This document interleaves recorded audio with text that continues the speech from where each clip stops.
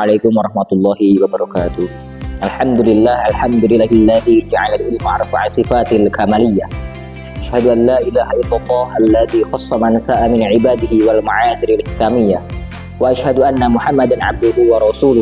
Fasallallahu ta'ala bi jami'i kamalatil ubudiyah. Amma ba'd, alhamdulillah.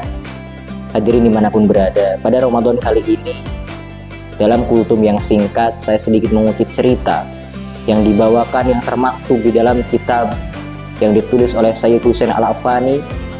Di sana beliau menjelaskan bahwasannya di suatu negara yang kering kerontang, negara daerah Yaman dengan ibu kota Hamroh, daerah Hamroh, di suatu tempat di suatu negara Yaman, hiduplah seorang pria, seorang laki-laki, sebut saja Abdullah.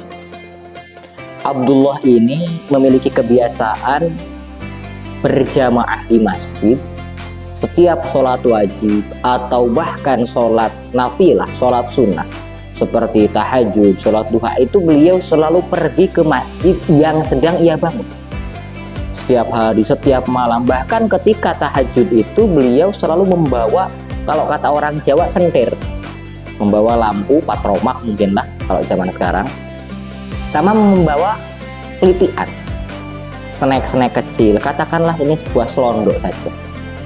Setiap malam seperti itu. Bahkan orang-orang Yaman itu ketika mereka akan melaksanakan ibadah berzikir kepada Allah di masjid untuk taqarrub ilallah, mereka itu sampai kebiasaan mereka itu antasyrobal qahwah. Mereka suka kopi. Sampai bahkan diceritakan ada orang Yaman yang membawa kopi itu satu termos. Kopi yang sudah jadi itu disebut oleh orang Yaman al-qahwah al-buniyah. Setiap malam membawa seperti itu terus. Untuk apa obor ini dibawa? Untuk apa sentir ini dibawa oleh Abdullah ini? Ternyata jalan ke masjid itu sangatlah gelap. Mereka butuh penerangan. Abdullah butuh penerangan. Dan untuk apa Abdullah ini membawa snack, makanan-makanan kecil ke masjid? Ternyata hadirin dimanapun berada, beliau membawa selondok snack kecil itu tadi untuk dibagikan kepada teman-temannya yang ia temui di masjid, yang notabene-nya masjid tersebut belum rampung dan belum diselesaikan secara sempurna, masih dalam tahap pembangunan. Tibalah suatu kejadian di mana daerah Hamroh ini mengalami kekeringan, sehingga mengharuskan Abdullah ini menggali sumurnya, karena sumurnya itu tidak keluar air, diperdalam dan mengajak anak-anaknya.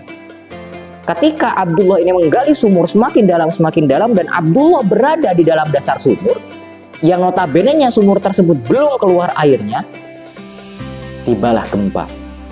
Ada gempa dan anak-anaknya di atas, Abdullah sedang di bawah menggali sumur. Hadirin arsyadakumullah, inilah pertolongan Allah, ma'unahnya Allah subhanahu wa ta'ala. Abdullah di bawah sumur. Secara logika, ketika gempa ada, maka si dinding sumur itu, bagian kanan kirinya itu longsor. Dan ajaibnya, ketika sudah tertimbun sumur tersebut, anaknya, karena anaknya ini bukan termasuk anak yang kalau kata orang Jawa itu pokro, ini tidak pokro sama sekali. Jadi ketika ayahnya sudah tertutup tanah, itu hanya piye, bapak arep ditulung apa ora? Oh, enggak usah, paling bapak ya wis bablas, wis ra ono. Tidak ditolong sama sekali, tidak ada ikhtiar untuk menolong ayahnya sendiri. Berlanjutlah waktu demi waktu, masa demi masa, berbulan-bulan, bertahun-tahun. Tibalah kakaknya ini, sebut sajalah kakaknya, berembuk, berdiskusi, piye bapak arep ditili apa ora? Ayah mau ditolong atau tidak? Kita cek dulu, barangkali masih hidup atau bagaimana, jasadnya masih bisa ditemukan. Dan akhirnya digalilah sumur yang digali oleh Abdullah ini, yang dimana Abdullah itu terkubur dalam sumur itu. Digali dan ternyata hadirin arsyadakumullah, di luar kenyataan kita, di luar pemikiran, di luar logika itu ketika kejadian tersebut. Karena apa? Ditemuilah Abdullah ini dalam keadaan sehat walafiat, masih hidup.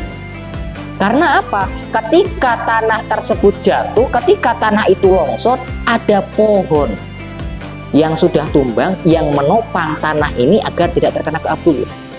Lantas bagaimana Dalam kitabnya Tartibul Afwah bidzikri man yuhibbuhumullah, itu beliau menyatakan bahwasannya Abdullah ini makannya itu dari mana? Dari makanan, snack kecil, kelitian-kelitian yang sering dibawa ke masjid, datang ke dalam sumur tersebut. Kegelapan, sentirnya, obornya, patromaknya itu datang ke dalam sumur. Padahal hanya modal sentir, obor dengan makanan-makanan ringan yang sering dibagikan kepada teman-teman yang ditemui di masjid. Dari sini maka dapat kita simpulkan bahwasannya la tahkironna minal ma'rufi syai'an. Jangan kita sepelekan amaliyah baik apapun, karena kita tidak tahu amal mana yang diterima di sisi Allah Subhanahu wa taala. Seorang ulama menyatakan bahwasannya tolonglah seekor semut yang tenggelam di dalam gelasmu, yang mungkin dengan kamu menolong semut itu kamu bisa masuk surga. Dari sinilah kita dapat mengambil ibrah. La tahkironna minal ma'rufi syai'an. Sahabat Musela yang berbahagia, selamat berbuka puasa. Semoga amaliyah puasa kita pada hari ini diterima oleh Allah Subhanahu wa ta'ala. Taqabbalallahu minna wa minkum siyamana wa siyamakum taqabbal ya karim. Assalamualaikum warahmatullahi wabarakatuh.